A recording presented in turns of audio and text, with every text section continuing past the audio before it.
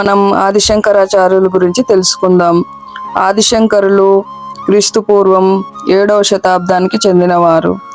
ఆధునిక విజ్ఞానం నేడు ఈ జగత్తును అద్వైతమైన చైతన్య శక్తిగా గుర్తిస్తూ ఉంది. కానీ 2000 ఏళ్ల క్రితం ఈ అద్వైత భావనను ప్రపంచానికి అందించిన వారు జగద్గురువు ఆదిశంకరులు. శివగురు ఆర్యాంబ ఎంతో గొప్ప తపస్సు చేసి ఉంటారు. అందుకే ఈ పుణ్య దంపతులకు తెలివైన శంకరుడు జన్మించాడు. వీరి స్వస్థలం కేరళలోని కాలడి గ్రామం. ఈ కుర్రవాడు తన 6వ ఏటనే తన తొలి పుస్తకం రచించారు. శంకరాచార్యుల వారు భజగోవిందం, ఆత్మబోధ, దక్షిణామూర్తి స్తోత్రాలు, వివేక చూడామణి మొదలైనవి రచించారు. ఇవన్నీ కూడా మోక్షాన్వేషణ చేసే మానవుల దాహార్తిని తొలగించే గొప్ప ఆధ్యాత్మికత గ్రంథాలు. ఆదిశంకరులు దేశం దిక్కుల్లో పూరి, శృంగేరి, బద్రీనాథ్, ద్వారక ఈ 4 శంకర మఠాలు స్థాపించి ఐందవ మతాన్ని పునరుద్ధరించారు. గౌతమ బుద్ధుడు క్రీస్తు పూర్వం 5వ శతాబ్దం. గౌతమ బుద్ధుడు ఒక రాజకుమారుడు.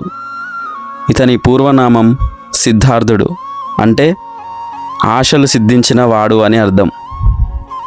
ప్రపంచంలోని బాధలకు కారణం తెలుసుకోవడానికి తన రాజప్రసాదం వదిలిపెట్టాడు సిద్ధార్థుడు. తర్వాత సకల కష్టాలకు ఆశలే కారణమని, మోక్ష సాధనలో ఈ ఆశలకు లొంగని ప్రయాణమే విజయం సాధిస్తుందని కొనసాగాడు.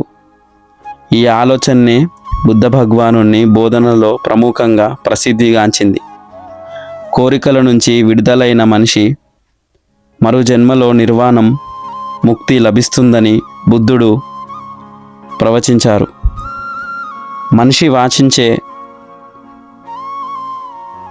నిర్వాణం పొందగలిగిన 8 సూత్రాలను కలిగినవి అష్టాంగ మార్గమని బుద్ధుడు మనకు ప్రసాదించారు.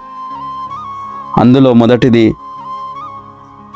సరిగ్గా అర్థం చేసుకోవటం, 2వది సరైన ఆలోచన విధానం, 3వది సరైన పలుకులు, 4వది సరైన పనులు, 5వది సరైన జీవన విధానం, 6వది సరైన కృషి, 7వది సరైన మనిషి